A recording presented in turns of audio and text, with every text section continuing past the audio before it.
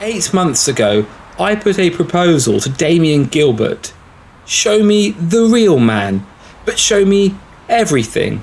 Make nothing off limits. He thought about it and said, yes, come to Ipswich.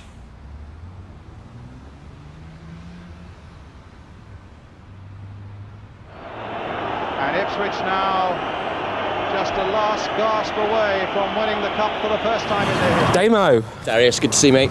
Great to see you. Thank you so much for this. Yep, it's fine. We're on Portland Road. Yep, my favourite place in the world, I think. Yeah? So, do you come here often? Yeah, I suppose I come here about once or twice a day. You know, I find it hard to sleep. I wander down here at night. I'm sort of strangely drawn to the place, I think. And do you come here on your own? I come here on my own, yeah.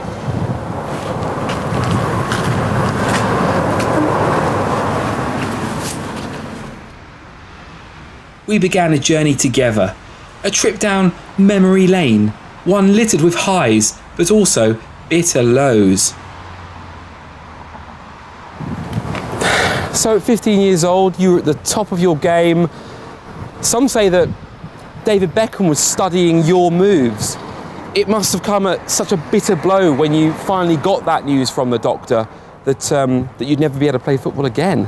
Yeah, well, you know, like any young 15-year-old, to get that news of that sort of injury, you know, the first of its kind, really. You know, no one had ever heard of a metatarsal before that, and to be told that that was going to end your career was, you know, it was a heartbreaker. You were a popular guy. Everyone enjoyed your company, but there were some that took the Boncho Gwenchef out of your changing room behaviour. Tell us a little bit about that. Well, look, you know, I'm not going to deny it. You know, I'm a little bit different to the average footballer. You know, I'd turn up with my shooter and you'll be reading that in the changing room, and you know, people think, you know, you're a little bit up yourself. You know, trying to be a bit highfalutin. You know, a bit, you know, well educated, all that. You know, but I just ignored it. You know, if you don't like me for who I am, it doesn't bother me. There was a lot of talk at the time about, you know, yourself and the women. You must have had a few fans. Was it challenging? I was so focused on the football, Darius, to be honest with you. You know, it was just all rumours, was it? It was all rumours. You know, you look a certain way, you're out all the time. People make that thing. You know, they put two and two together and they come up with four. Did you ever get to polish Chris Kiwamia's boots? Chris, no, not Chris. You know, every player down here, when you're a youngster, it was a rite of passage to clean the football boots, but you were given somebody whose feet were very similar to yours, funny enough, because then you could wear the football boots in. I was with Paul Goddard because we both got exceptionally small feet. What were the highlights of your footballing career? Oh, without a doubt, it has to be the Suffolk Under-15 penalty shootout competition. It's a half-time competition they ran during the Premier League years. County players were selected, get on the pitch, 5 penalties.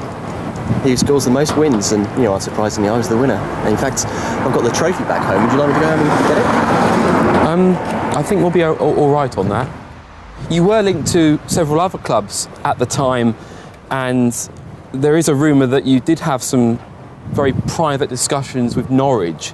Is there any truth in that? I suppose I can talk about it now. Yes, it's true. Yeah, there was a period of time where I was in conversation with Norwich, but it was really just to force Ipswich's hand to do something. You know, they were being a little bit slow in making the move. Norwich was the next nearest club. Started talking to those guys, and you know, Ipswich soon got in touch.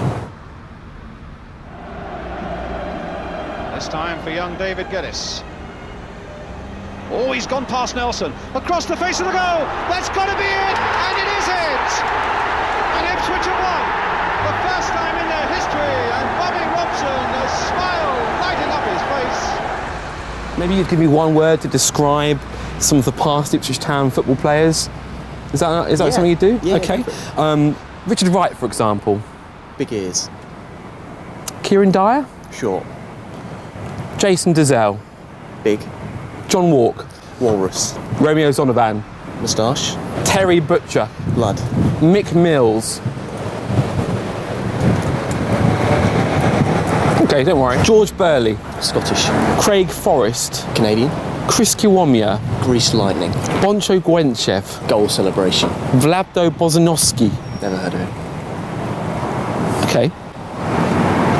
Obviously, it's taken quite some time for you to recover. In that time, you've mastered Championship Manager, FIFA, all the way from FIFA 99 right up to 2014. But what else do you do? Is there openings for you in the football world, do you think? Absolutely. I mean, it's more for fun now, I'm not going to lie. But, you know, I get together with some of my old football mates from back in the day. We're playing for Woodbridge Town Veterans at the moment. We're through to the quarterfinals of the Suffolk Cup, heading over to Haverhill on Sunday. You know, it's still enjoyable, I still enjoy it, and it's a fairly good standard. And how do you make sure that you don't cause yourself metatarsal injuries again? It's just about the pace, isn't it? You know, I've got to keep it a little bit slower. None of those darting runs that used to be my trademark. You know, and it's just about controlling it a little bit. And Royce here is onside. This could finish it. And he has! The Flying Dutchman sends Ipswich soaring to the Premiership. George Burley knows that they're there now. You've always been a very keen charity supporter, and you've always been there at Capel St Mary's Christmas Eve football match, the one that's been going on for the last 25 or 30 years. You've been watching quite a lot of times. What are your hopes for this year's match? Well, first off, you know, I think it's a great thing that we do there. You know, you've always got to remember your roots, and I think, you know, going back to play on the hallowed turf of, you know, the Capel Ploughs football pitch there, you know, it's an important thing to do. My hopes for this year, you know, just for everybody to get together, have a good game, make the money we normally do for the charity, and, you know, go off for a good drink afterwards with the lads.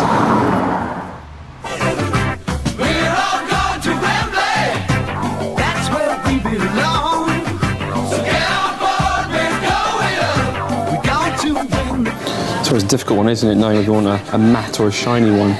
Yeah? Okay. Yeah. Cheers. Play the ball and win the game. It's going to be our day. Ipswich, Ipswich, kick that ball. Won't you get that goal for me? Damo, you've been on a very tough journey, and you've found it very hard to let go. Nothing more typifying that than perhaps when you moved into the closest possible flats to Portman Road. What was that like? Well, I was at a time of my life where I thought I needed to have things I hold dear to myself very close to me, and, you know, Ipswich Town Football Club has been such a big part of my life. It seemed natural to move into, you know, Portman Flats next door. And you moved in with a man. Tell me about that. Well, Thomas was sort of down on his luck a little bit, and I thought he needed a little bit of a hand. He moved in. We spent a good 2 years there, you know, partying, lots of women back to my bedroom. Yeah, it was good. And now you've managed to put that part of your life to rest. You have moved on. I think I've reconciled everything now. I've moved, you know, 10 minutes in that direction, and it's a good 10-minute walk. I think, you know, I'm in a good place now, and, you know, life is good. Great. Well, it really has been a pleasure. Thank you so much for your time. Thank you, Darius. See you soon, mate. Take care. Bye-bye. And so I left Damo. What I'd come to realise was that football for Damo wasn't just a way of life. It was his life, his whole world. We've been together for such a long time. Now music and me. And obviously you come from a line of footballing legends in your family. Didn't quite pass on to your youngest brother, did it? I mean, he really just couldn't make it. What was that all about? Was there family problems? Was he jealous of your success? No, we said we weren't going to talk about this, so you know, we leave it. Okay, all right. I'm just not comfortable talking about that one. Okay, no problem.